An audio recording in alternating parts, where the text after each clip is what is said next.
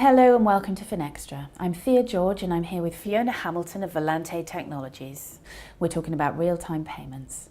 Fiona, thank you for joining me. Thank you for giving me the opportunity to talk to you. So what challenges do banks face moving to real-time based on existing payments platforms?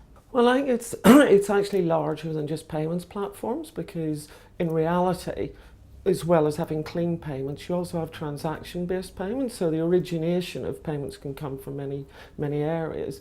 And obviously when people are talking about real-time payments, depends who you're talking to. They could be talking about real-time payment schemes, which obviously we've seen rapid adoption and continuing adoption of around the world, which is largely being driven by ISO 20022 adoption around the world. However, there are also other types of real-time payments. So not everything is a real-time payment scheme.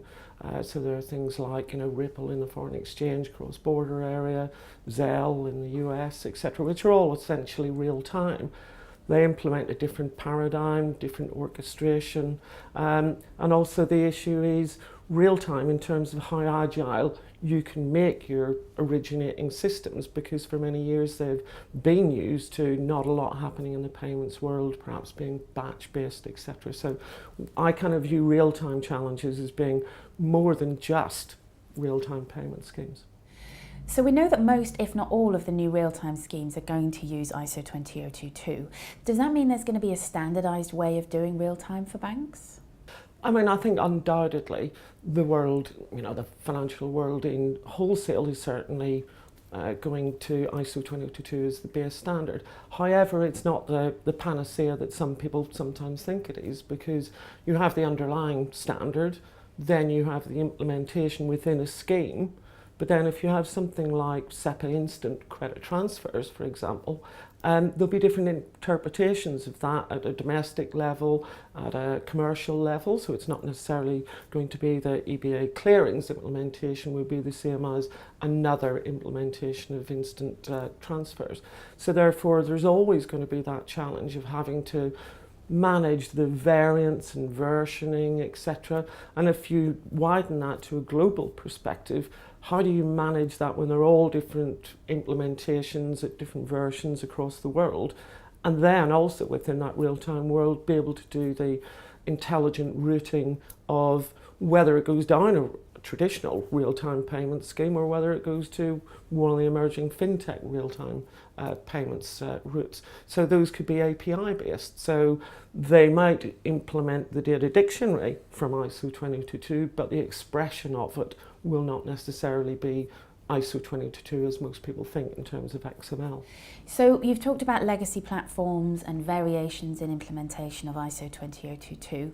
How can banks get around these challenges and really make the best of the real-time opportunity? Well, I think there are two components, and they are kind of architectural. So, try to acknowledge the fact that your back-end systems may not be agile enough to be able to, even if they can be made to support real-time, the fact is that you're going to be impacted by many different real-time schemes coming online at different points in time, but you don't necessarily have the luxury of going through that, I'm going to get a release number 6.2, which will do, UK migration for ISO 20022 real-time payments away from 8583 in the future, or TCH RTP in the States. You don't want to go through having to regression test your entire infrastructure for every single implementation or adoption of a new scheme.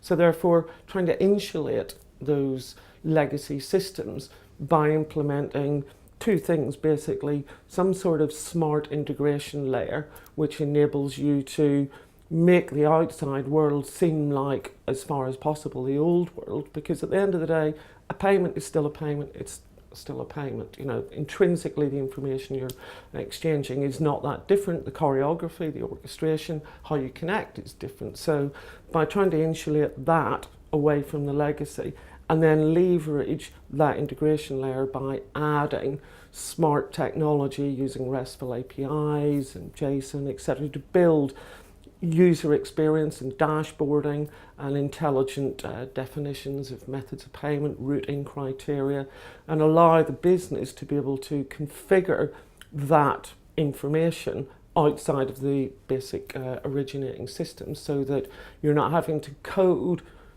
to just adopt a new real-time payment scheme. What you're doing is you're configuring it to say these fields are now mandatory in this scheme, whereas they're optional here, or the content has to be like this, but for this scheme it's different.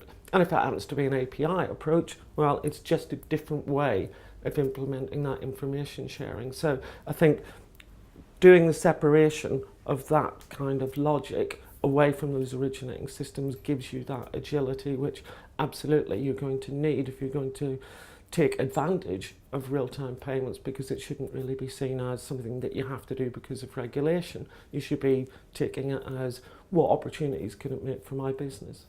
Fiona, thank you. Thank you, it's been a pleasure. And thank you for watching.